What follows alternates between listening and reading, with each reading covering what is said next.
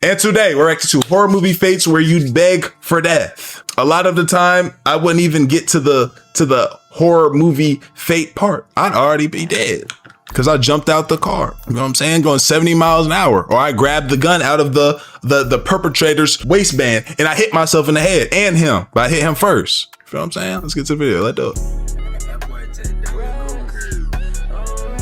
You want to know what's worse than dying? Well, how about the human centipede, where it ends with the final girl still alive, sewn between two corpses. You want to know the Oh my God. Two butt, the other one attached to her. Knees destroyed too so that she can only crawl. She can't scream because her mouth is full of other things. She can't escape because she's stitched to dead weight that used to be her friends. That movie ends and the nightmare just keeps going. Most horror movies kill you, and that's it. But some filmmakers looked at death and thought, no, that's too easy. What if instead of dying, you just stay in whatever ruined state they left you in? Buried alive in a box underground, body surgically converted into... Buried alive used to be my biggest fear.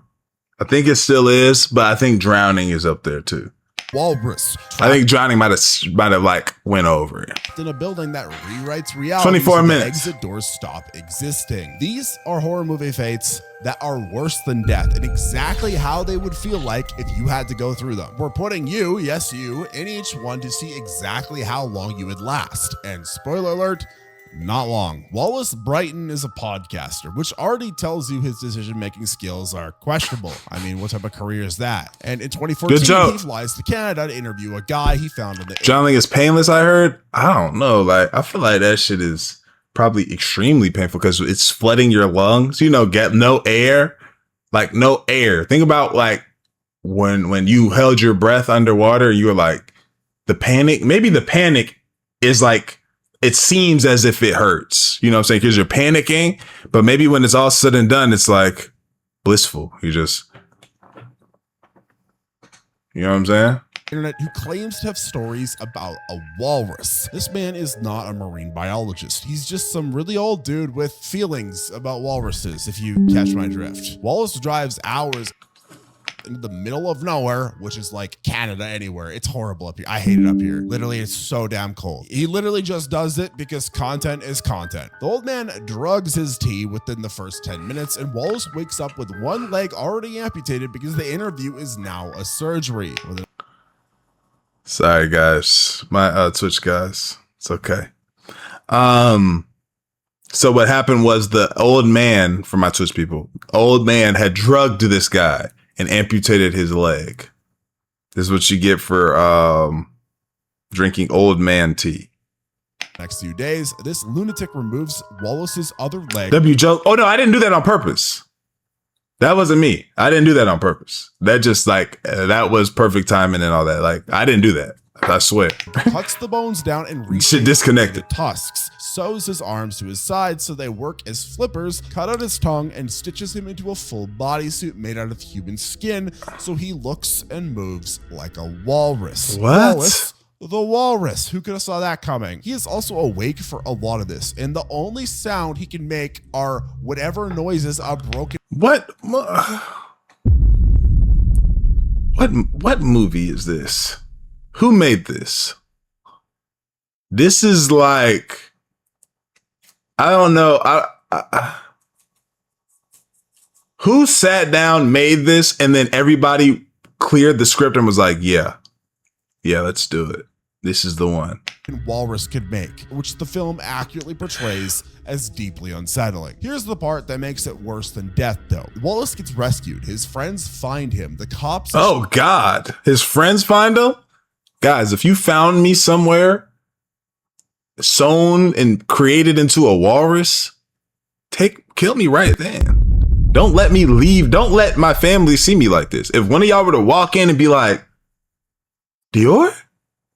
And I'm sitting there making noises, kill me right then. Do not let nobody see me like that. Show up, the bad guy dies and Wallace survives, but there's no fixing what was done. His legs are gone, his arms don't work, his tongue is gone, his body is too destroyed to reach. So free cash gonna do to me? Human. So they put him in an animal sanctuary and he just... Bogus as shit. Bogus as shit. We need streams, buddy. This is the worst friend group. This is the worst friend group ever created. Lives there now as a walrus. His girlfriend visits and feeds him fish because she still loves him, which sounds sweet until you remember Wallace is a human man who is mentally intact and forced to exist permanently as a fish-eating floor creature in a zoo. You wouldn't last because the moment you realize that you're staying in that body, you would probably start trying to drown yourself in the shallow pool, and somebody would just pull you out and give you another fish for being a good little walrus. At least Wallace's nightmare happened kind of on accident. They were just trying to help him out after, making the best out of a worst case scenario. But the next case we're going to talk about, that is a fate much worse than death.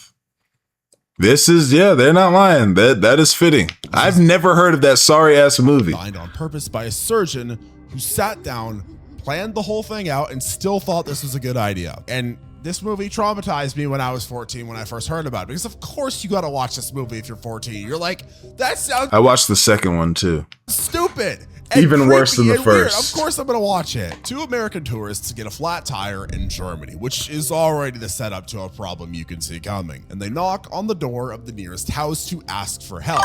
A retired surgeon answers, offers them water, drugs the water, and when they wake up, they're strapped to medical tables next to some guy who's also strapped to a table, which means that this is not the first time this doctor has done this. The surgeon explains his plan very calmly, very professionally. He's going to create a human centipede by surgically connecting mouth to butt in a chain. Lindsay, one of the tourists, gets assigned to the middle position, which the surgeon specifies is the worst because you'll be with. How did y'all lose a 3v1 though? I know he had all the drugs and some more shit, but we should have been. That's 3 heads we had to get this shit together. Attached on both ends. He cuts the ligaments in her knees then, so she can only crawl, and stitches her mouth to her friend's body and stitches the guy behind her to hers. And from that point on, Lindsay is physically connected to 2 other people in the most degrading way a doctor could think of, and the most nastiest thing because they're under 200 pounds. Let's not even talk about the infection risk, because it would kill you in days. But that's not even the worst part. By the end of the movie, the person in front of Lindsay ends his own life, and the person behind her Oh, that's true.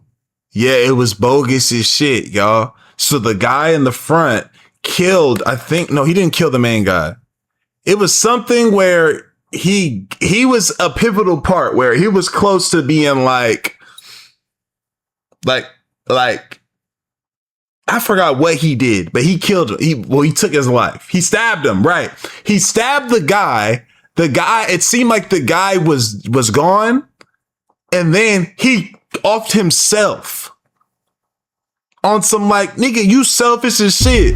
Okay, I get it. You traumatized. You want to take your life, bro, but do that after we all free, my nigga. Ice from blood poisoning. Hello again, real quick. I've shown you apps like this before, and y'all literally ran them up to where all the good games were gone. A lot of y'all sent me DMs of y'all making some bread, maybe for some food. Some of y'all actually making some real bread, I'm not gonna lie. So to help y'all out, I found a new one. It's called Tester Up, and it pays you to test mobile games. Basically the same idea. You play games on your phone and get paid. But this one has new games that you haven't seen on the other ones yet. If you decide to try it, make sure you use my link in the description or scan the QR code on the screen to make sure you're on the exact one that I'm using. Just doing a little trial run myself, I was able to see it was pretty easy to stack some money playing casual. You decide to try it, make sure you show me your earnings, bro. I love seeing y'all running up, and it convinces the doubters a little bit. I'm not gonna lie. Hit the link in my description or scan the QR code and try it out, bro. Let's get back to it. Because let's just say they ain't getting the Arby's 2-for-1 deal. They're getting something else. But Lindsay is still alive. She's sewn between 2 dead bodies and can't move because she's stitched to the corpses. She can't scream because her mouth is connected to one of them, and the movie just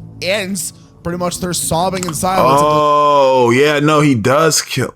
Yeah. The movie does end like this. I forgot. She kind of rips out. The real part is stuck between 2 dead people. Yeah, you probably wouldn't last because the moment you understood that you were in that position, your brain would just shut off. Some situations break people faster than bodies can fail, and being trapped as the middle segment of a dead centipede is one of them. What makes this movie even worse is that I've definitely watched this movie more than once on a first date before. We never got a second date. I wonder why. But even worse than that, I have to mention this out every single time I talk about this movie, is the infamous Chupacabra goth mommy incident of 1980. like 97. Pretty much I made a video talking about this movie. Goth mommy was in front of him. Yeah, that video went viral too, and I pinned his comment out of shame. I hope your mom sees that, buddy. Now look at this, I'm just gonna invite everybody to comment the most deranged things possible. I know it. So those first two were about slow destruction. Tusk was like Human Centipede. Okay, bad movie, but Tusk, I don't know how you could watch that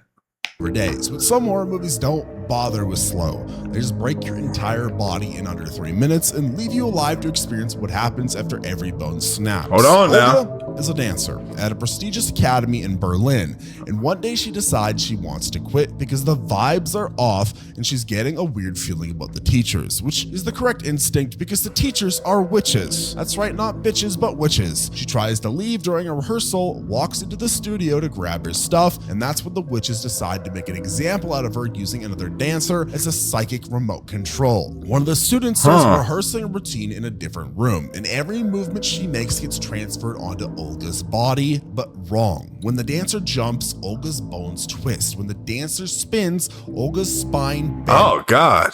Backwards. Her ribs crack outward. Her legs fold in directions they don't fold. Her jaw gets smashed into the mirror, and within 2 minutes, Olga goes from a healthy person to a pile of This one's actually a little bit interesting though. Not bad. broken parts that used to be a person. She is still conscious, still breathing, just completely shattered and lying in her own fluids. While the witches stare at her and decide she's not worth killing yet. They drag her out of the room with meat hooks and store her in the basement. Ugh, this is kind of scary though. With other people who also got broken and kept alive. Olga stays down there for weeks, maybe longer, unable to move except for small twitches. She's in constant pain, begging anyone who passes by to finish her off. At the end of the movie, a demon shows up and grants her request for death. Hold on, man. See, now it's getting, see, when they start talking about demon, look, I gotta start skipping shit, my nigga. Hold on, bro. I rebuke. I don't like that word. When they start saying words that starts with D, that I gotta change shit, bro. But pretentious until you meet his classmate Quaid, who has some pretty specific ideas about what fear actually means and how far Nigga scared, just chill. you should take a student project. The documentary starts normal enough, just interviewing people about their worst nightmares, childhood trauma, things that keep them up at night. And one student named Cheryl talks about her dad forcing her to visit slaughterhouses when she was little, how it made her terrified of meat, and she became a vegan because of it and hasn't touched meat since. Quaid listens to this, nods along, Interesting. takes notes, and then later kidnaps Cheryl and locks her in a concrete room with one raw steak and a camera. Damn, that's bogus as a motherfucker. That's bogus as shit. He's heard her say that. She kidnapped and put a raw steak and a camera in front of her. He tells her the door stays locked until she either eats the meat or dies. Shorty, go ahead, knock that shit down, shorty. Just be like, just play it on some, okay, just please, just, can you crisp the edges? Can you just pan-sear it on both sides in the fat part, please?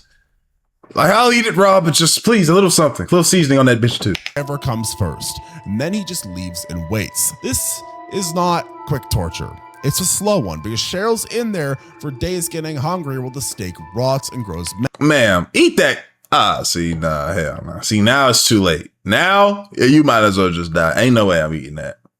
I'm not eating raw rotted steak with maggots on it. Nah. She's twacked with that. She should have just cut that shit right then. It was that serious. Maggots and starts to smell like whatever she really standing on that vegan shit. death smells like when it's been sitting under a heat lamp in a locked room. She holds out as long as she can, maybe a week, but eventually your body stops asking permission from your brain and she eats it, gagging the whole time, crying, completely broken. You might be thinking right now, Mr. Chupacabro, it's literally just a steak. She should get over her fear and eat it. Right. Well, I would agree with you up until Quaid opens the door, says congrats, and tosses in the corpse of another student with a knife. Yeah, this is when she was supposed to attack. Well, as soon as he opened and he started making new rules, all right, so cool, bad. You want to eat the steak, bad. All right, it's time to eat human meat. You're supposed to just attack right then. Bow. Thank you for the bless you. Soon as he did that, you're just supposed to attack. Either you die today or you get him. One of the two. He then tells her to see how hungry she needs to be before she eats that too, then locks her back in. The film doesn't really confirm whether she does it, but it also doesn't need to because we understand the point. Death would have been immediate. This is just endless degradation until your identity doesn't really exist anymore. She's chained down. I see. And you're not going to last because your brain would choose starvation after day 3, but your body would override the decision and you'd hate yourself either way, and you would probably be broken forever. Could you actually eat a human being? Fuck no. I could. That's one thing I couldn't do. You want to eat? I'm not eating human flesh, my nigga. I'm not doing that. I'm out to dying here. I ain't gonna lie. You had to and live with that guilt. I don't know, and I hope nobody has to, but that's kind of the point of the video. Let's now move on to... You could to survive? I feel like maybe if, let's say I was, because you heard of those people that were trapped on a mountain and the people froze, right? You know what I'm saying? And so like they were so hungry that they ate the people that they froze on the mountain with them. I don't know if y'all heard of that. In a moment like that, if I see somebody taking a few bites and they like, hey bro, just get it over with. Maybe. Okay. Maybe. Yeah, the plane crash. All right, maybe I'll do it. But you got me in this hot room. I just ate maggot meat. And then now you're telling me to eat human flesh. It's like, oh, this is just never going to end. I see. This is just my life now. I might as well just take the hunger pains to death, which I heard is a gruesome death. A faster transformation. And instead of being locked in a room until you break, imagine getting physically ruined in one night and then spending the next several years watching yourself turn into the thing that ruined you. Victoria is out on Halloween with friends when they meet Art the Clown, who's just... Oh, bruh. I learned about this nigga probably 2 years ago. This a bad bitch right here. A bad motherfucker, boy. Bad, not bad bitch like a good, like looking girl, but like that's a bad motherfucker, like a dirty bastard. You know what I'm saying? Friendly guy in a mime costume standing on the street. And because horror movies require people to ignore every instinct they have, they don't immediately cross the other side of the road. I mean, they kind of get away from him, but they kind of like fuck around with him first. And that's not the good idea. Don't do that. You see creepy clown, do not go and be friends with creepy clown. Creepy clown bad. Art then follows them and then attacks. And by the time Victoria escapes, she's missing an eye and most of her face because Art decided to chew on it before the police showed up. It is hard to get into this though. I don't really like these movies. I watched the last one, not like I knew it was gonna be gory, but this is like too much. Like this is like the director probably needs to be in like a psych ward. This isn't I don't think this should be a thing. It's way too much. It's way too much. It's just a brief summary of what happens in that movie, but it's really not that important because the broader themes of the too old to be scared. We're talking about Victoria. Chicken facts. Just no gore. Just gore and no plot. The movie, it's not a movie. It's just gore. That's it. Anyways, 1 year later, she's on a talk show trying to talk about survival and trauma, which already There's absolutely no way I'm having her on no talk show. I'm sorry. I know something traumatic happened to you, but I can't have you on my show. I'm sorry, ma'am. This is crazy. You don't even look like real. Like a bad idea. And in the middle of the interview, she snaps and gouges out the host's eyes on live television while laughing. The trauma didn't just scar her face, it rewired her brain completely. And that sweet college student who existed before that Halloween night is just gone now, replaced by someone who murders people on daytime TV. But it gets worse because in the sequel, we find out Victoria's in a this movie didn't need this didn't need 3 movies. Psychiatric hospital, and something demonic that follows Art around decides to use her body as a host. She then ends up possessed, writing in blood all over the walls, and then she gives birth to Art the Clown's severed living head, which is a sentence I didn't think I'd have to say out loud, but here we are. By the third movie, she's working with Art fully on. They're kind of like a couple now. She does something with a glass shard. We'll just put it that way. Victoria's fate is worse than death because the person she was doesn't even exist anymore. She survived the attack, but everything that made her Victoria died that night anyway. And what's walking around now is just a damaged version that got hijacked by evil. You wouldn't last because the first time you looked in a mirror and didn't recognize. All right, my nigga, get off this movie. Next. Got worse. Miss Pierce has the worst luck in horror movie history, and it starts before she's even born because Chucky kills her father and stabs her pregnant. These movies too. I used to be scared of this shit as a kid, but then I grew up like, this is ass. Mother, which causes Pierce to be born paralyzed from the waist down. Fast forward 25 years, and Chucky tracks her down again, murders her entire family. Too many movies. Like, it's just too many. Like, the first one was like, okay, scary doll. I like that concept. But then it's Chucky's the bride with his bride and some more shit. Like, all right, man, I ain't scared of this little weak ass dog. I ain't dying to this. No, like, how we dying to a doll in 2020, whatever. You know what I'm saying? Especially if they were to make like a remake now. How the fuck I'm dying to a doll in 2026 in Texas? But I got guns in this bit. You know what I'm saying? Family frames her for it, and she gets sent to a Him and the Bride movie was good. psychiatric hospital for crimes a doll committed, which is already a pretty bad situation. Then And why can't we stop him? it gets layered. Chucky uses voodoo to possess her body, so Pierce is fully aware and trapped inside her own head, while Chucky pilots her around, killing people with her hands. She can't do anything except watch. This goes on for years, just intermittent periods. He's immortal. He might be immortal, but we can't restrain him. We can't lock him away underground for the rest of his days to come. Maybe we have him on 24/1. He's in prison forever. We can't kill him. How about we just got this nigga on high security, max security Russia? Like, why does he keep why? What's happening? Yeah, facts. Have more evil folks in him. Chucky taking over and using her He jumped into a new doll. body is Yeah, like- see, okay, so now look. Now what we doing, bro? We gotta be able to stop. He could just jump into a new doll. It's like, all right, bro, fuck it. I guess. murder vehicle while she's screaming internally with no control over her He's arms or cheating. legs or voice. Eventually, Chucky's longtime girlfriend, Tiffany, decides that she wants to keep Pierce around, but stop Chucky from possessing her. And her I've never solution to seen this a single problem is to Conjuring movie. drug Pierce. Too and scared. surgically remove Oh, all four God. of her limbs while she's unconscious. Pierce wakes up and realizes You know, just found out that somebody who doesn't have either legs or arms is called a quadruple amputee. I didn't know that. I wasn't aware of that. Y'all knew that? Didn't know that was a thing, like a double amputee, triple. I was just like, no, yeah, their legs are amputated, or, you know, maybe they're a vegetable or whatever it is. I didn't know there was like a quadriplegic. Is that a real word, or are you trolling me? her arms and legs are gone, and she's completely dependent on Tiffany for everything. You're a slut. The possession still happens anyway, so the whole thing was pointless, except now she's a quadruple amputee trapped with a serial killer doll and his weird. Wow, you're a vegetable? A vegetable? That's offensive? I thought that was what that was. That's offensive? Damn, I didn't know that. I didn't know that was offensive. I thought that was like what that was called. That is the word? No, that's the term. Oh, okay. Vegetable is a word. Okay. Oh, okay. All right. So that is it.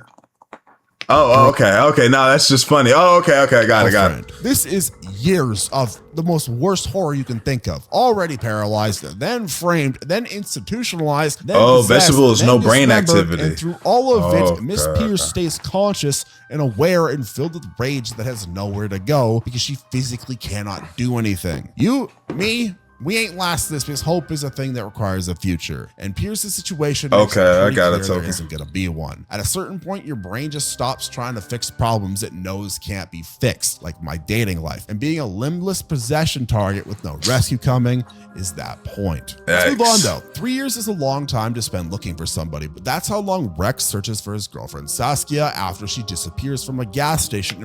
Real nigga. 3 years? How long are you looking for your girlfriend? Not your wife or your fiance. How long are you looking for your girlfriend if she were to go missing?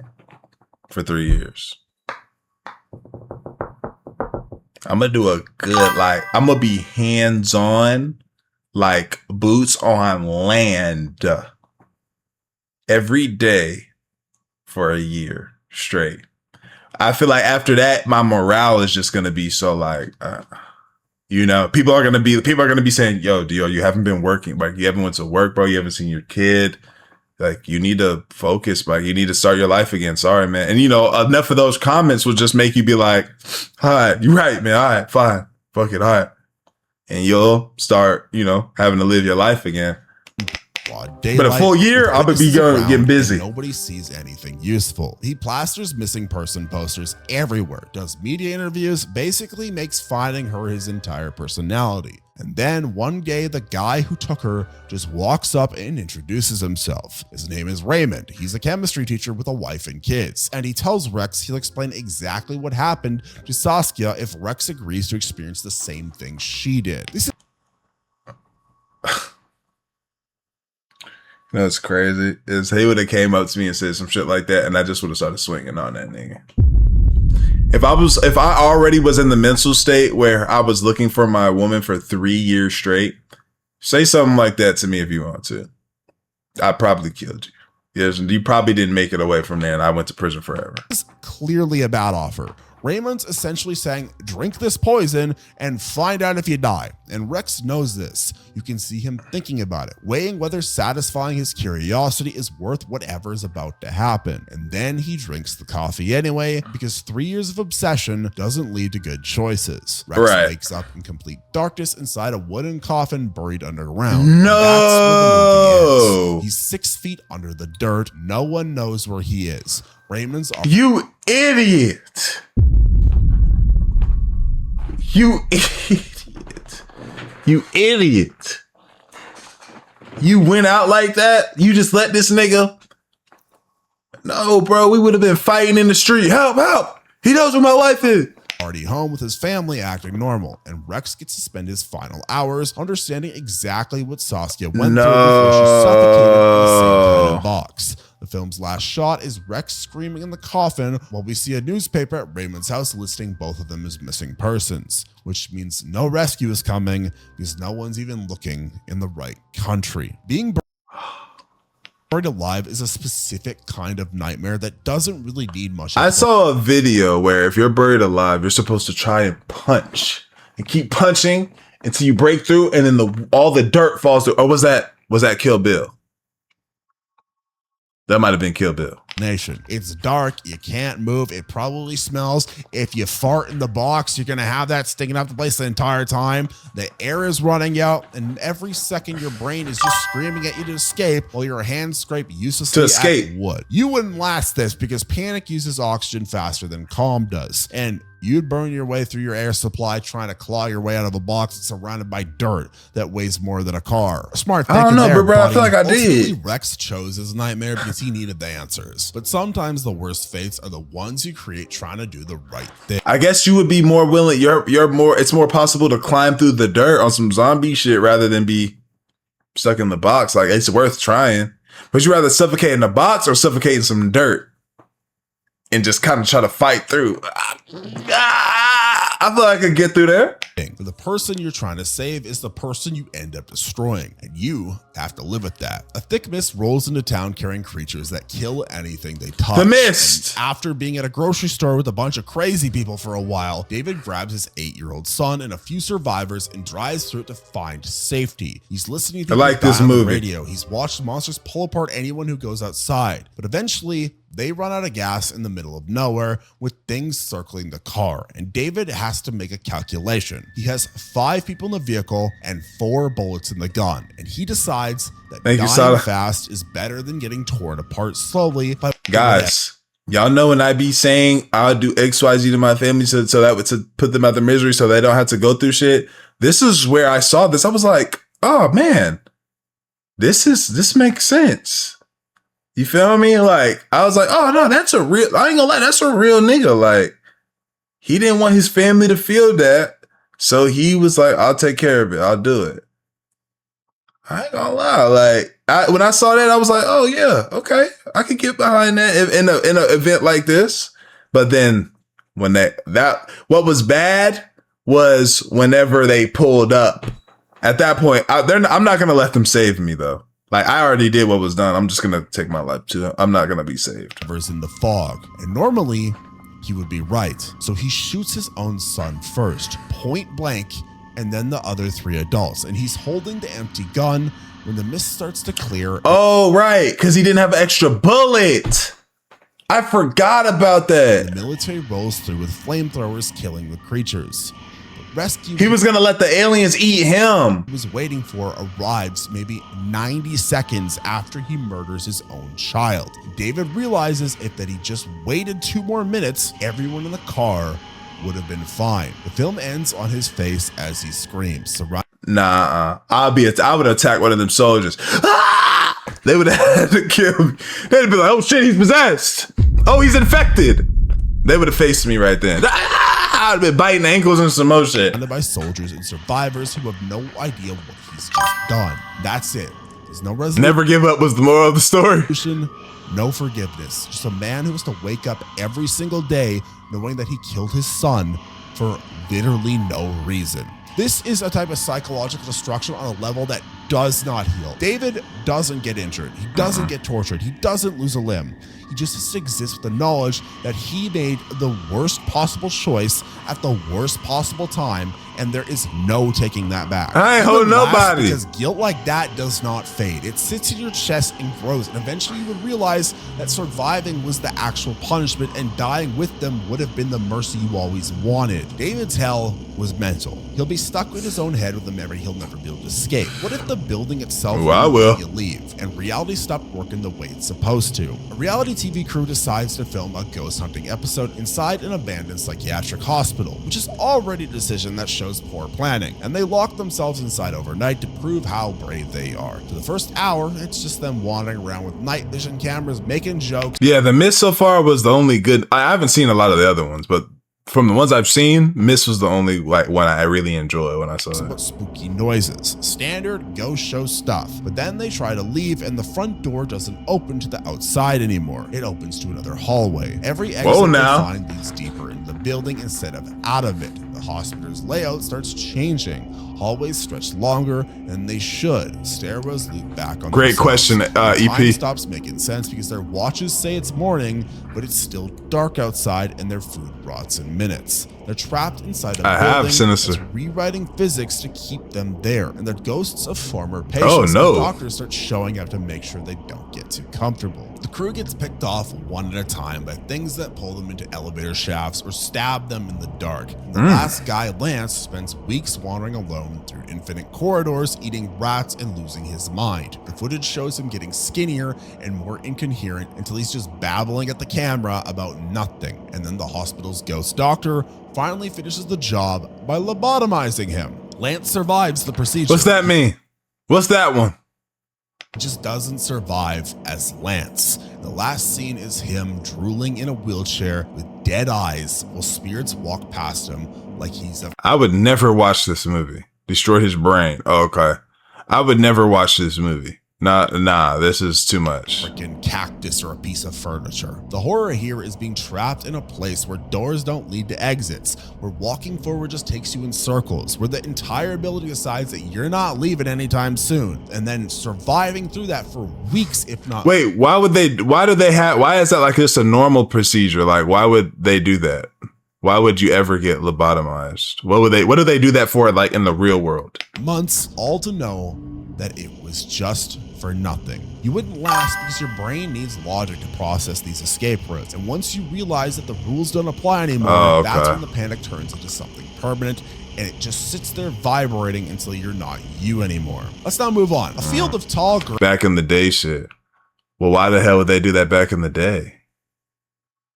That doesn't sound like that makes sense either. They used to do it back in the day to schizophrenic people. It basically makes them zombies so they don't act out.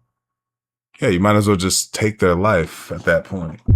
If that's just what it was. I guess that since that just isn't legal just to take people's lives. So they were just like, he's alive. Crazy. So they used to with niggas with disabilities. Grass should not be scary. It's just plants. But in this case, the grass sits on top of something that warps time and space and traps anyone who walk into it. And here's a kid crying for help from inside the field and does the reasonable thing and goes in. I don't think I'm doing that. Like, if I were to, let's say this was actually happening and I heard a kid crying from some tall grass, definitely gonna hit buddy with the, where are you? You all right? Okay, keep talking to me. I'm calling the police. But I'm not going in there. To find him, and within 5 minutes, she's completely lost because the grass shifts around her and paths stop leading where they should. Her brother follows her in, and then other people hear them calling for help. Oh, God. And they go in too. And now there's 6 people wandering around in circles, getting thirsty and sunburned while the grass plays games with their sense of direction. The real problem shows up when they find a big ass rock in the field that apparently controls everything, and one guy touches it and goes completely insane. Whoa. Starts hunting the others through the grass, killing them in different ways, stabbing one, shit, another. And here's where it gets worse than just murder. Every time someone dies, time resets and the loop starts over with another version of them walking to the grass, which means they don't die. What? Wait. And the loop starts over with another version of them walking to the grass, which means they don't die once and get it over with. They die hundreds of times in a cycle that doesn't end. Wait, so when I come back, I just don't remember that. I just don't remember the past. One character figures out that they've been reliving the same deaths over and over, watching themselves get killed by the same person in the same field. The grass keeps resetting everything. There is no exit, no final death, just an endless repeat where you walk in, get lost, get murdered, and wake up outside the grass, ready to do it again without remembering the last loop. The film shows rotting corpses of the same people scattered through the field from different timelines, and the victims have no idea they're looking at themselves. Wow. They're stuck in a nightmare where dying doesn't fix anything. It just sends you back to the start, which is not something. Yeah, this is bogus as shit. Why is this happening? This is just happening. It's not like a reason, like somebody sprinkled some bad weed fertilizer in this bitch. Some toxic weed fertilizer. Like, why is this happening? This is just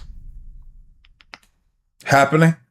And me or you or anybody is going to be able to mentally process and survive. That grass field runs on supernatural rules that we really don't understand. The next movie we're going to talk about runs on physics that we do understand, and somehow that makes it infinitely worse. The year is 2047, and a rescue crew gets sent to investigate a ship called the Event Horizon that disappeared 7 years ago and just reappeared near Neptune with no explanation of where it's been. Captain Miller and his team board the ship expecting to find wreckage or bodies, and what they find instead is a gravity drive that punched a hole through space-time directly into another dimension. That dimension is what most religions would call hell, or as I would call, Georgia. The ship's original crew got pulled into this hell dimension when the drive activated, and the things that happened to them there are shown in brief flashes of recovered footage. Screaming, self-mutilation, people tearing each other apart in ways that suggest that they weren't human anymore by the time it was over. The ship itself came back possessed by whatever exists in that place. It starts attacking Miller's crew,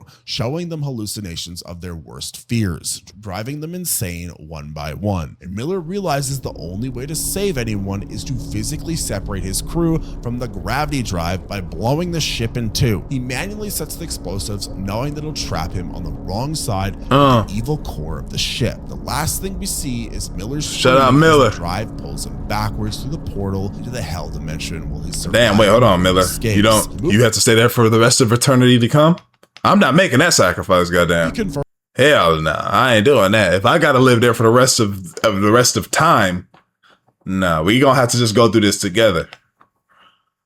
I'm not going to hell while y'all get to. It's an actual place of infinite chaos and suffering. I ain't going to hell for nobody. Universe, and Miller just got dragged into it for eternity. There's no time limit on its torture, no end date, just endless existence in a dimension designed to break your mind, body, and soul. Film asks, what's worse than death? And the answer it gives is being pulled into literal hell while fully conscious and staying there forever with no hope of escaping. No, I'm not doing that. Ending.